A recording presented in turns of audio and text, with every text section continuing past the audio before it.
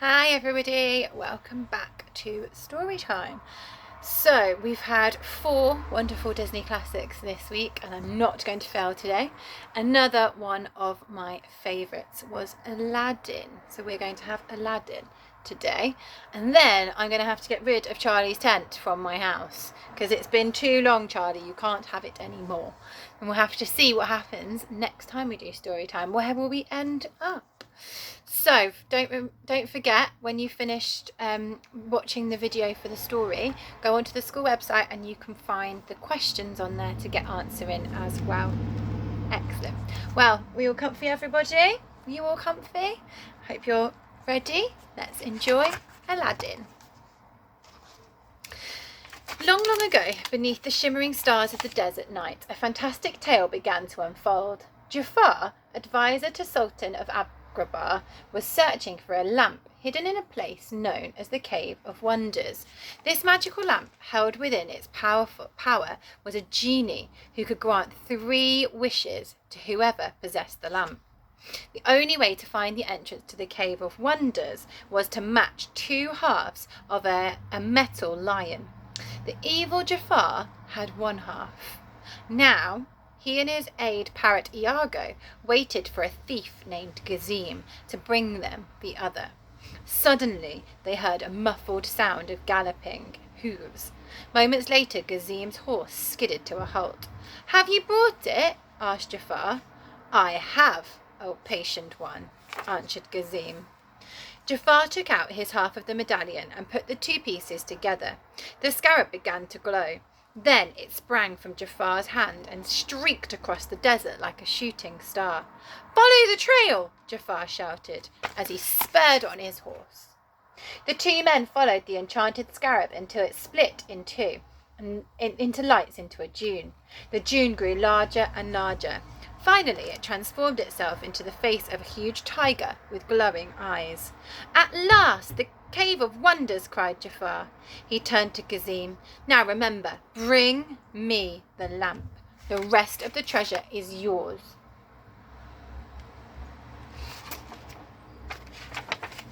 Trembling, Gazim entered the tiger's mouth, and in an instant its huge jaws clamped shut around him. "Only one may enter here," thundered the voice of the cave. "Seek out the diamond in the rough." With that, the cave sank into the sand, leaving only the scarab behind it.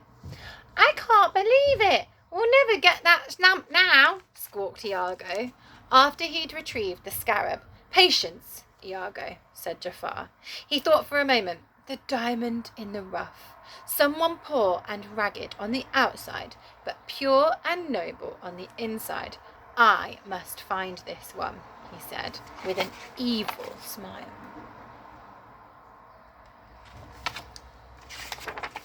The next morning, Agrabah's marketplace, a young man named Aladdin and his monkey Abu were helping themselves to breakfast. The fruit seller saw them and sent Rasul, the Sultan's chief guard, after them. "Stop! Thief!" shouted Rasul as they fled away. The guards chased Aladdin and Abu through the streets, but they managed to escape as they sat down to eat. Aladdin noticed 2 hungry children. Like him, they had no money for food, so although they were starving themselves, Aladdin gave his food to the children. He's very kind. Inside the palace, the Sultan was having a difficult morning too. His beautiful daughter, Princess Jasmine, had insulted yet another prince who'd proposed to her. "Oh, Jasmine, you've got to stop rejecting every prince who comes to call," said the Sultan. "The law says you must marry a prince by your next birthday. The law is wrong, and if I do marry, I want it to be for love."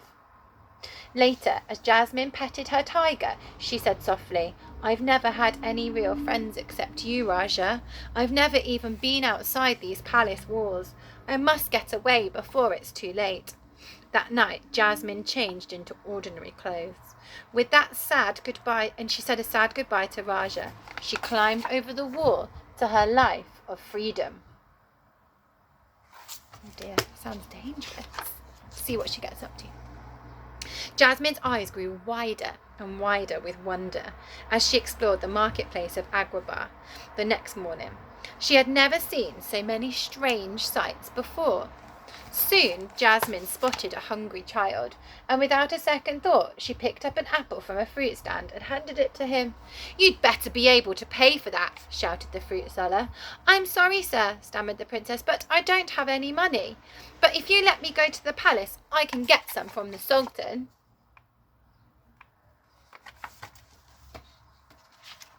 "Thief!" shouted the fruit seller. Luckily for Jasmine, Aladdin came by just in time. "Forgive my poor sister," he said to the fruit seller. "She's a little crazy in the head. She thinks the monkey is the sultan." As the fruit seller thought this over, Aladdin and Jasmine disappeared into the crowd. Aladdin led Jasmine to his rooftop home. "We're safe here," he said. "Where do you come from?" "I ran away from home," she replied, "and I'm never going back. My father is forcing me to get married." "That's awful!" exclaimed Aladdin. Suddenly, Jasmine's eyes met Aladdin's, and they leaned towards each other to kiss.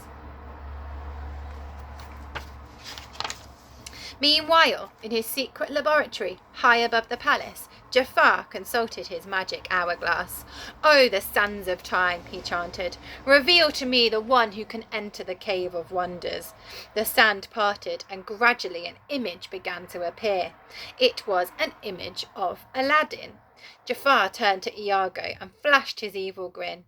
Let's have the guards extend an invitation to the palace, shall we?" Just as Jasmine and Aladdin were about to kiss, the guards arrived. Aladdin ran to the edge of the roof and held out his hand to Jasmine. "Do you trust me?" he cried. She nodded. "Then jump!" he shouted. They landed safely in a pile of hay, but before they could get away, Rasul grabbed them. Angrily, Jasmine threw back her hood. "Unhand him, by order of the princess," she commanded. "The princess?" repeated Aladdin in surprise. "I cannot release this prisoner," said Rasul. "The order for his arrest comes from Jafar."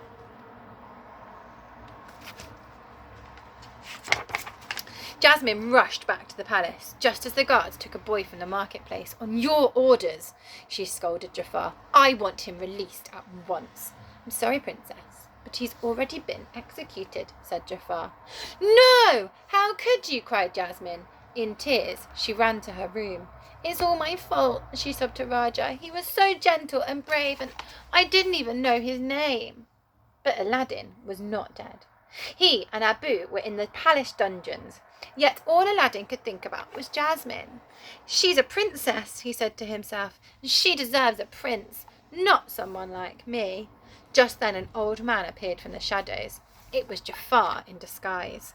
"I can help you get out of here and find treasure enough to impress your princess," he said, "if you will help me find a worthless old lamp." Eager to escape, Aladdin agreed.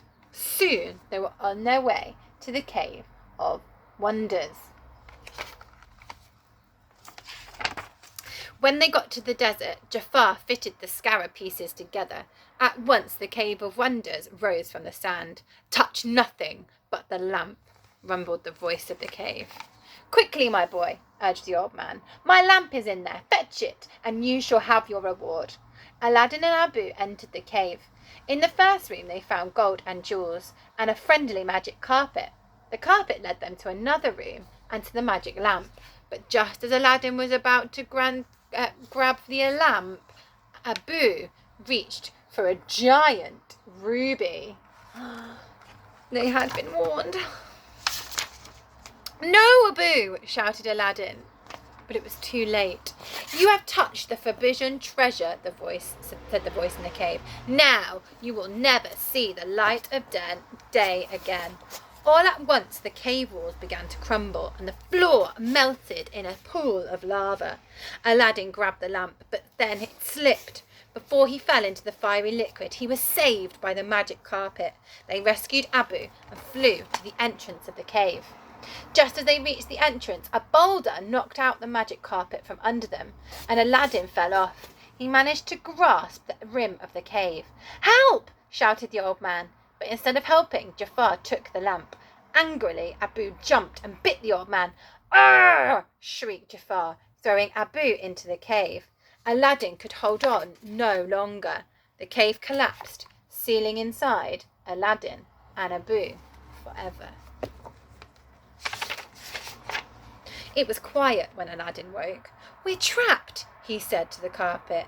To cheer him up, Abu pulled the lamp from his vest. "Why, you little thief!" chuckled Aladdin, taking the lamp.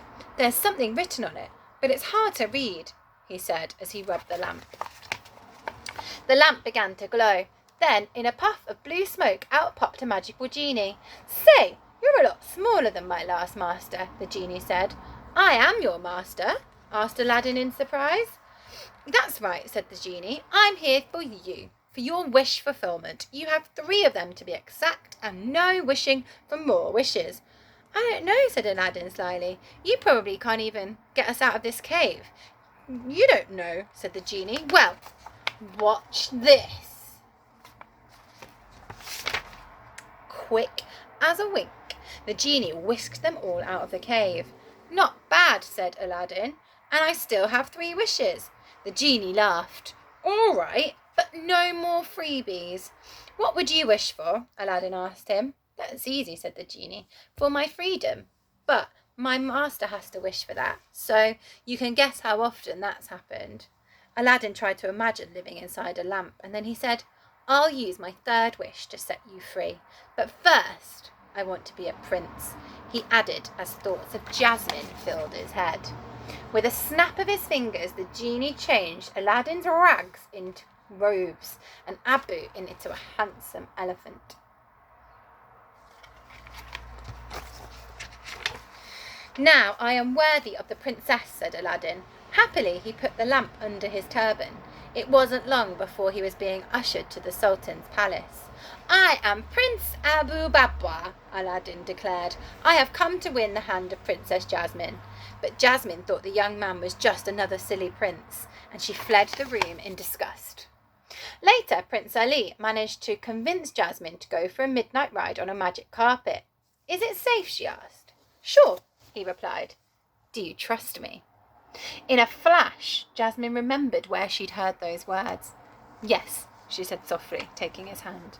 And Jasmine stepped onto the carpet, and away they went. Could this be the prince that I met in the marketplace?" wondered Jasmine, when she decided to find out. "It's a shame Abu can't come with us," she said. "Abu doesn't really like to fly," replied Aladdin. "It is you!" blurted Jasmine. But Aladdin was still too ashamed to admit that he wasn't really a prince. Aladdin and Jasmine enjoyed their romantic ride. Then they flew back to the palace.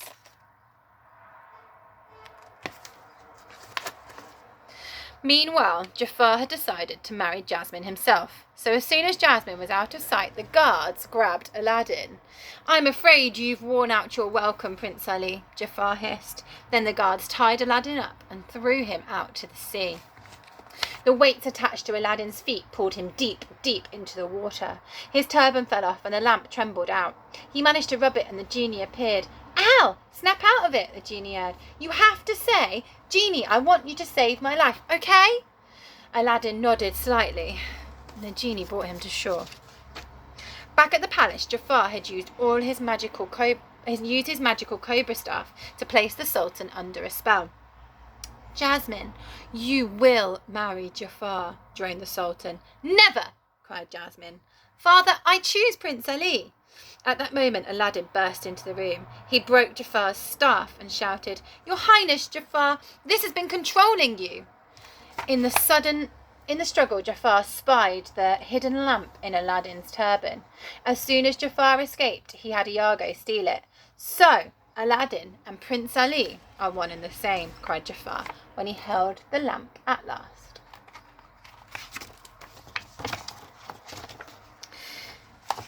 Jafar eagerly rubbed the lamp and the genie appeared. Jafar wished to be Sultan, and then he wished to be an all-powerful sorcerer. He turned the Sultan into a jester, Jasmine into a slave, and Raja into a tiger cub. "I am the most powerful man in the world," declared Jafar. "No, you are not," shouted Aladdin. "The genie is." You're right, Jafar agreed. The genie's power does exceed my own, but not for long. My third wish is to be an all-powerful genie. Your wish, said the genie, is my command. In a flash, Jafar grew into a mighty genie. But before he could enjoy his new powers, shackles appeared on his wrists and a lamp appeared beneath him. With a giant whoosh, he and Iago were sucked into the tiny lamp. 10,000 years in the Cave of Wonders ought to sort him out, said the genie, as he flung Jafar's lamp far into the desert, and everything returned to normal. True to his word, Aladdin used his last wish to set the genie free. Then he returned to Jasmine and said softly, I'm sorry I lied to you about being a prince. I know why you did, Jasmine answered. Prince or no prince, you've certainly proved your worth. It is the law that's the problem, declared the Sultan. From this day on, the princess shall marry whomever she deems worthy. I choose Aladdin, Jasmine said. Everyone waved goodbye to the genie as he flew off into the world.